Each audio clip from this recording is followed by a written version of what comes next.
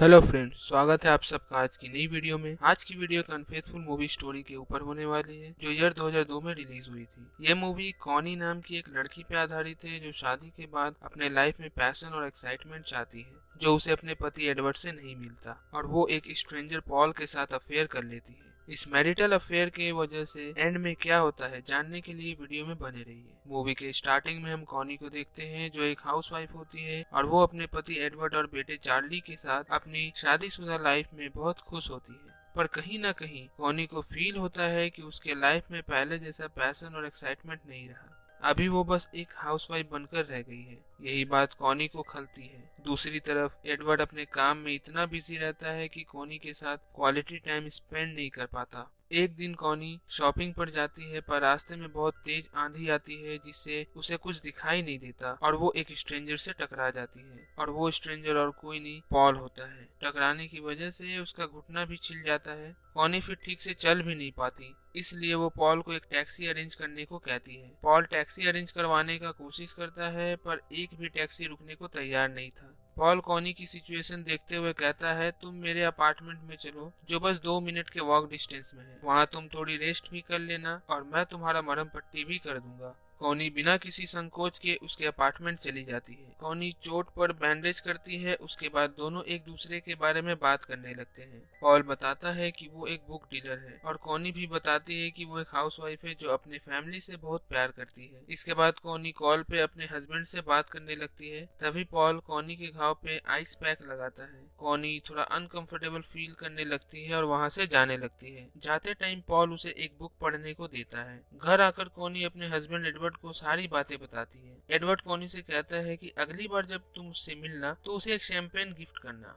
इसके अगले सीन में कॉनी पॉल का दिया हुआ बुक पढ़ने लगती है और तभी उसे उस बुक में पॉल का कार्ड मिलता है। कॉनी का बहुत मन करता है पॉल से बात करने का और वो कॉल कर भी लेती है। तभी बातों बातों में पॉल उसे अपना अपार्टमेंट बुला लेता है। कॉनी उसके अपार्टमेंट जाती है जहाँ पॉल पहले से उसका इंतजार कर रहा होता है। दोनों के बीच थोड़ी देर बातें होती है। इसी बीच पॉल उसे छूने का एक भी मौका नहीं छोड़ रहा था। कॉनी को भी उसका छूना अच्छा लग रहा था। दोनों करीब आने ही वाले थे कि तभी कॉनी का ज़मीर जाग जाता है और वो खुद को रोक लेती है और वहाँ से चली जाती है। इसके बाद कॉनी सीधे अपने हस्बैंड से मिलने उसके ऑफिस जाती है। वो एडवर्ड को एक स्वेटर गिफ्ट करती है और उसके साथ क्वालिटी टाइम स्पेंड करना चाहती है। एडवर्ड भी उससे बहुत प्यार करता है और उसकी केयर भी करता है, पर अपने काम की वजह से वो कॉनी को टाइम नहीं दे पाता। इसी वजह से कॉनी पॉल के तरफ अट्रैक्ट होने लगती है। अगले दिन कॉनी पॉल से मिलने जाती है। पॉल कॉनी के करीब जाने की कोशिश करता है पर कॉनी को गिल्ट फील होता है, इसलिए वो वहाँ से चली जाती है। वहाँ से जाने के बाद उसे याद आता है कि उसने अपना कोट पॉल के अपार्टमेंट में ही छोड़ दिया है। जब वो कोट लेने के लिए फिर से उसके अपार्टमेंट जाती है तो पॉल उसे कसकर गले लगाता है और फिर कॉनी को भी खुद पर काबू नहीं रहता और दोनों आपस में इंटीमेट हो जाते हैं। इंटीमेशन के दौरान कॉनी बहुत एंजॉय करती है, लेकिन उस रात कॉनी को गिल्ट भी फील होता है क्योंकि उसने जो किया था वो सही नहीं था। ये बात वो एडवर्ड को भी नहीं बता पा रही थी। एडवर्ड को कॉनी का बिहेवियर कुछ ठीक नहीं लग रहा था। उसे उस पर शक होने लगा था। इस तरफ कॉनी अब काम के बहाने से पॉल से मिलने लगती है और साथ में डेट पर भी जाने लगती है। कॉनी और पॉल साथ में अब ऐसे घूमते हैं मानो उसे किसी का डर ही नहीं है। पर एक दिन एक रेस्टोरेंट में एडवर्ड का बिजनेस पार्टनर उन दोनों को साथ में देख लेता है। अगली सुबह बाथ टब में जब एडवर्ड कॉनी के करीब आने की कोशिश करता है तो कॉनी उसे करीब आने से रोकती है। इससे एडवर्ड का शक और गहरा हो जाता है। दूसरे दिन कॉनी अच्छे से रेडी होकर बाहर जा रही होती है। तभी एडवर्ड उसे लंच के लिए पूछता है, पर कॉनी बहाना देते हुए कहती है कि उसका आज सैलून में अपॉइंटमेंट है। उसके जाते ही एडवर्ड सैलून में कॉल करके पता करता है तो वहाँ उसका कोई अपॉइंटमेंट था ही नहीं। एडवर्ड को समझ आ जाता है कि वो उसके साथ चीट कर रही है। कॉनी को रास्ते में उसके कुछ दोस्त मिल जाते हैं जो उसे लंच के लिए फोर्स करती है। कॉनी मना नहीं कर पाती और लंच करने चली जाती है, पर कॉनी का मन तो पॉल से मिलने का कर रहा था, इसलिए वो पॉल को रेस्टोरेंट से ही कॉल करके सारा सिचुएशन एक्सप्लेन कर देती है। कुछ देर बाद वहाँ पॉल भी आ जाता है और फिर दोनों उस रेस्टोरेंट के वॉशरूम में जाकर इंटीमेट होते हैं। अब तो कॉनी के लाइफ में पॉल कुछ ज्यादा ही घुल मिल गया था। इसके अगले सीन में हम एडवर्ड के बिजनेस पार्टनर को आपस में बहस करते हुए देखते हैं, जहां बातों ही बातों में उसका बिजनेस पार्टनर कॉनी और पॉल को रेस्टोरेंट में साथ देखने वाली बात बता देता है। अब जो है एडवर्ड का शक यकीन में बदल जाता है और वो एक प्राइवेट डिटेक्टिव हायर करता है जिसे वो कॉनी के पीछे लगा देता है। कॉनी भी इन दिनों पॉल के साथ इतना घुल मिल जाती है कि उसे अपने परिवार की फिक्र ही नहीं रहती।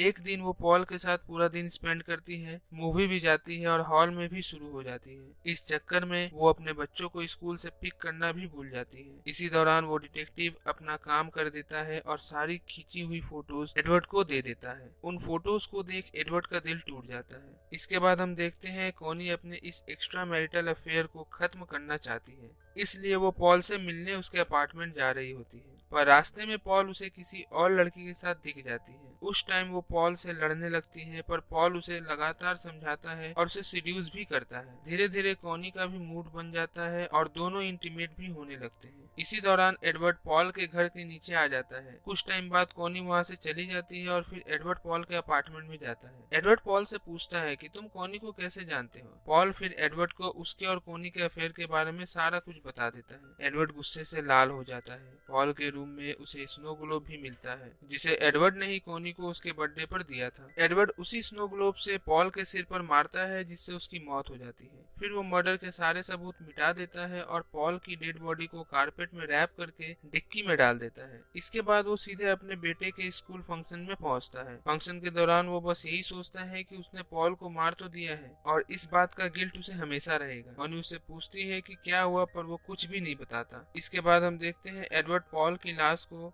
किसी कचड़े में फेंक आया है। अगली सुबह जब एडवर्ड घर पे नहीं रहता है तो वहाँ पुलिस आती है और कॉनी से पूछताछ करती है कि पॉल के अपार्टमेंट में उसे उसका फोन नंबर और एड्रेस लिखा हुआ मिला। कॉनी कहती है कि वो एक बुक डीलर था, इसलिए मैंने उसे अपना नंबर और एड्रेस दे रखा था। पुलिस के जाने के बाद शाम में जब एडवर्ड घर आता है तो उसे सारी बातें पता चलता है। इसके बाद कॉनी को एडवर्ड के कोर्ट से उसकी और पॉल की कुछ तस्वीरें मिलती है और तो और उसे ये भी पता चल जाता है कि पॉल का मर्डर हो ना हो एडवर्ड ने ही किया है। कॉनी उससे पूछती है कि तुमने पॉल को मारा है। इस पर एडवर्ड जवाब देता है कि मैं तो तुम्हें मारना चाहता था, पर ऐसा हो नहीं पाया क्योंकि मैं तुमसे बहुत प्यार करता हूँ, इसलिए मैंने गुस्से में आकर एडवर्ड को मार दिया। इसके बाद एडवर्ड कॉनी से कुछ नहीं कहता और वहाँ से चला जाता है। कॉनी उस स्नो ग्लोब के पीछे देखता है तो उसे एक स्टैम्प स्टिकर मिलता है, जिसमें एडवर्ड द्वारा एक मैसेज लिखा होता है कि वो कॉनी से बहुत प्यार करता है और हमेशा उसका ख्याल रखेगा। ये पढ़ने के बाद कॉनी थोड़ी भावुक हो जाती है। पॉल की मौत के बाद एडवर्ड कहीं ना कहीं अपने आप में इतना गिल्ट फील करता है कि उसे कभी लगता है कि वो अपने आप को पुलिस के हवाले कर दे, पर कॉनी उसे समझाते हुए कहती है कि तुमने जो किया वो जाने अनजाने में किया, इसमें तुम्हारी कोई मंशा नहीं थी। बहुत बार समझाने के बाद एडवर्ड को ये बात समझ आती है, क्योंकि वो जानता था कि अगर वो जेल चला जाएगा तो फिर कॉनी और उसके बच्चे को कौन संभालेगा। इसी समझदारी को दिखाते हुए एडवर्ड फिर से कॉनी के करीब आ जाता है और कहानी यहीं पे एंड हो जाती है। इसके अगले दिन हम देखते हैं कॉनी ये सोच रही होती है कि काश मैं उस शॉपिंग वाले दिन पॉल से नहीं टकराया होता, और अगर टकराया भी होता तो मैं टैक्सी लेकर घर चली जाती तो बात इतना आगे नहीं बढ़ता और पॉल भी जिंदा होता। पर अब कॉनी इन सब बातों को भुलाकर एडवर्ड के साथ आगे बढ़ जाता है और फिर दोनों के बीच में रिलेशन पहले की तरह हो जाता है।